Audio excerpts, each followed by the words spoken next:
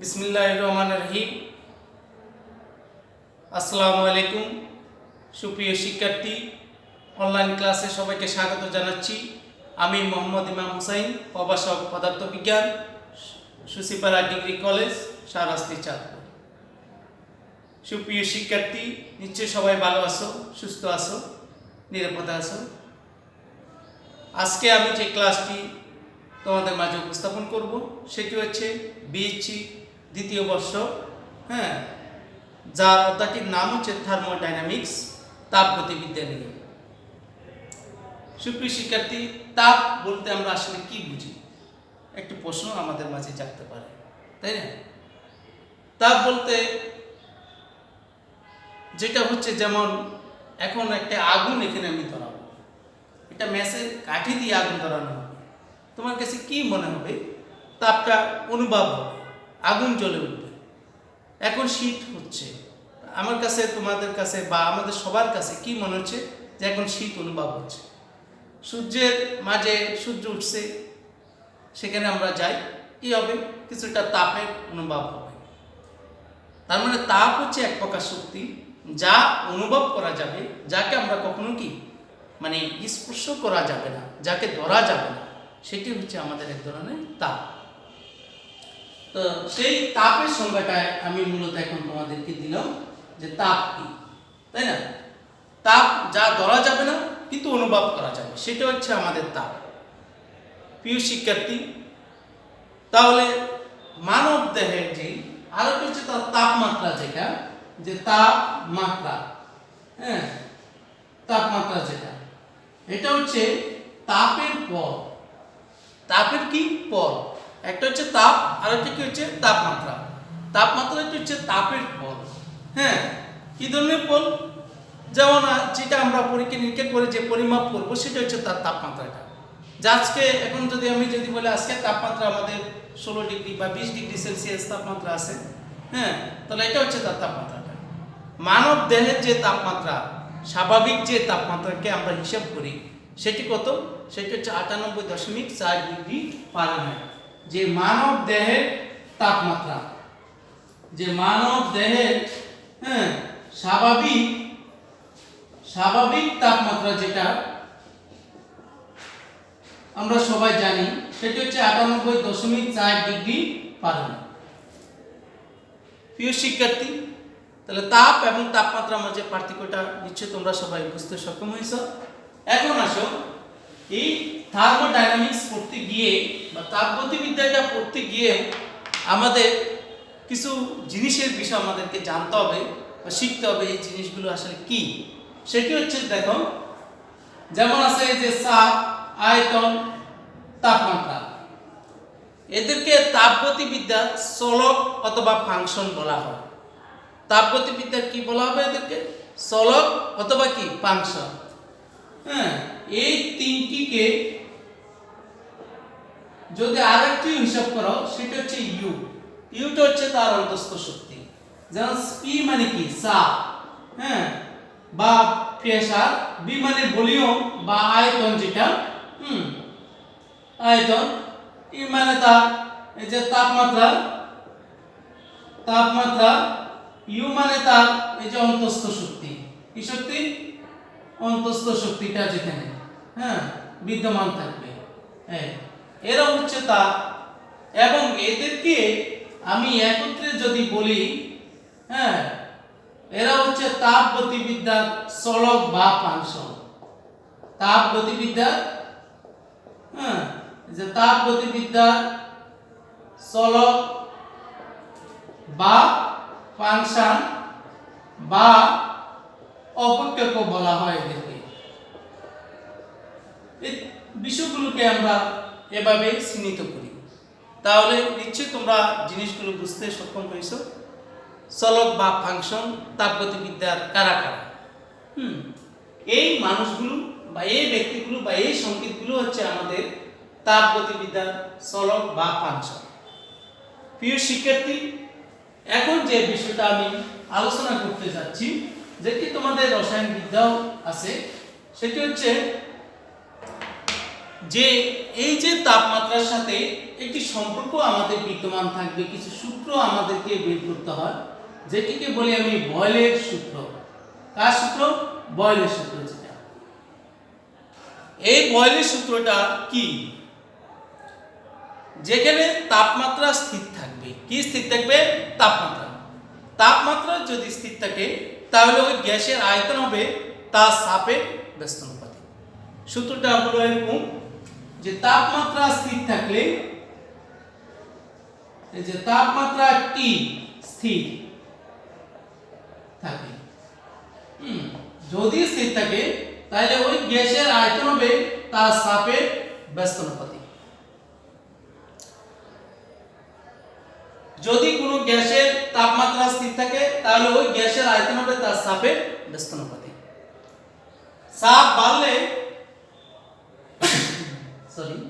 আয়তন কমে, চাপ কমলে আয়তন বেড়ে যাবে। এই লাইনটির অর্থ হচ্ছে এটা, যে এখানে চাপ যদি বাড়ে তাহলে সেক্ষেত্রে আয়তন কমে যাবে, আর চাপ যদি কমে তাহলে তার মানে কি? আয়তন বেড়ে যাবে।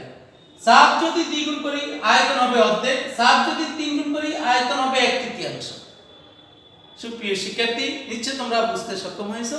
এরপরে দেখো কি হবে, এই যে বি সমান তখন লেখা যাবে এখানে এই যে ধ্রুবক ইনটু কি লিখবা 1/p, বা এখানে লেখা যাবে যে pb সমান কি এই যে ধ্রুবক লেখা যায় কি না? নিশ্চয় যায়।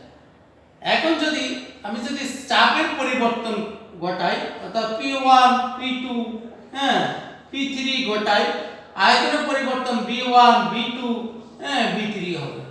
তার মানে দেখো b1 b1 সমান কি p2 b2।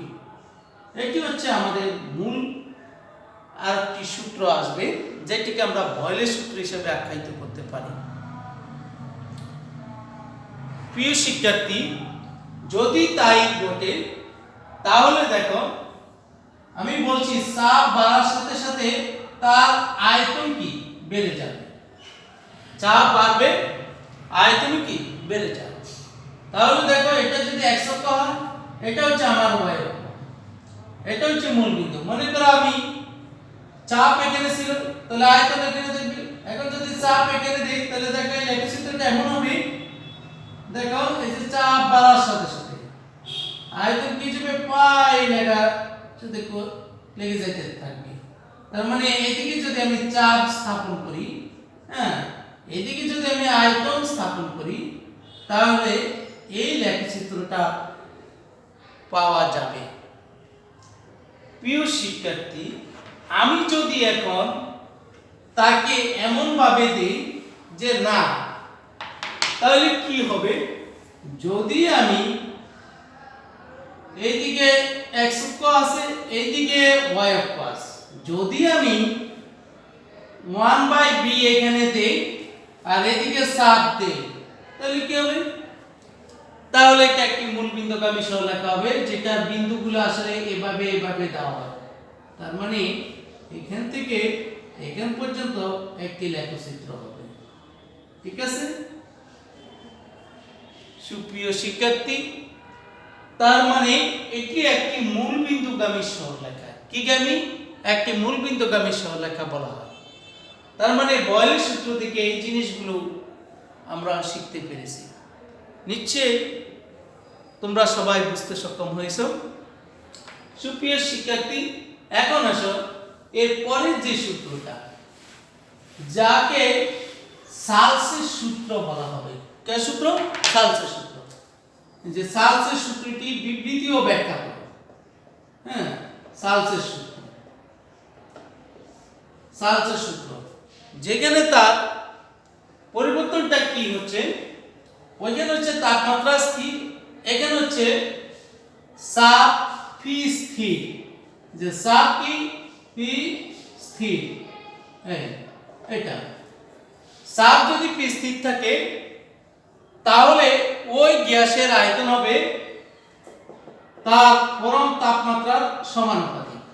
পরম তাপমাত্রা কি? সমানুপাতিক। তাপমাত্রা হচ্ছে এখানে টি, বি হচ্ছে তার আয়তন। তাহলে যদি কোনো গ্যাসের চাপ স্থির হয় তাহলে ওই গ্যাসের আয়তন হবে তার পরম তাপমাত্রার সমানুপাতিক।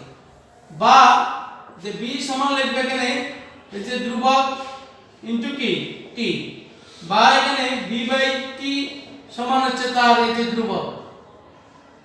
হ্যাঁ, তাপমাত্রা পরিবর্তন করবা T1 T2 T3, আয়তনের পরিবর্তন হবে B1 B2 এই যে B3। হ্যাঁ, তার মানে B1 বাই T1 সমান কি লিখবা B2 বাই T2।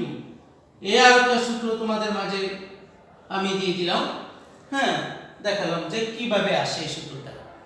তার মানে B1 হচ্ছে এখানে আদি আয়তন।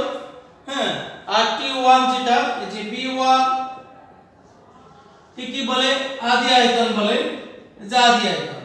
T1 হচ্ছে আদি তাপমাত্রা, যে আদি তাপমাত্রা, ঠিক আছে। B2 হচ্ছে শেষ আয়তন, যেটা যে শেষ আয়তন। আর T2 হচ্ছে তার শেষ তাপমাত্রা। তার মানে এখানে একটা সমীকরণ আমরা শিখতে পেরেছি। হ্যাঁ, তোমরা নিশ্চয়ই সূত্রটা বোঝা সক্ষম হয়েছো। সুপ্রিয় শিক্ষার্থী, এই সূত্রের আলোকে যদি আমি একটি লেখচিত্র তোমাকে দেখাতে যাই, সেটি কি হবে? সেটা হবে এমন, এই যে এটা। হ্যাঁ, যেহেতু তাপমাত্রা তার আয়তনের সমানুপাতিক, তার মানে দেখো এটা কি গামী হবে? একটি মূল বিন্দুগামী সরলরেখা পাওয়া যাবে। কারণ তাপমাত্রা বাড়লে আয়তনও বাড়ে, তাপমাত্রা কমলে আয়তন কি কমতে থাকে, তাই না? এদেরকে বলা হবে একটি মূল বিন্দুগামী সরলরেখা। তাপমাত্রা দ্বিগুণ করলে আয়তন হবে দ্বিগুণ, তাপমাত্রা যদি 3 গুণ করি আয়তনও 3 গুণ হবে। প্রিয় শিক্ষার্থী, আমি দুটি সূত্র এবং তাপ ও তাপমাত্রা নিয়ে আজকে তোমাদের সাথে বিস্তারিত আলোচনা করলাম। কোনটা কি জিনিস সেটি নিশ্চয়ই তোমরা বুঝতে সক্ষম হয়েছো। আশা করি তোমরা আগামী যে ক্লাসটা আমি নিব সে পর্যন্ত সবাই ভালো থাকবে, সুস্থ থাকবে, সুন্দর থাকবে, নিরাপদে থাকবে, সেটাই প্রত্যাশা করছি। সবাইকে ধন্যবাদ। আল্লাহ হাফেজ।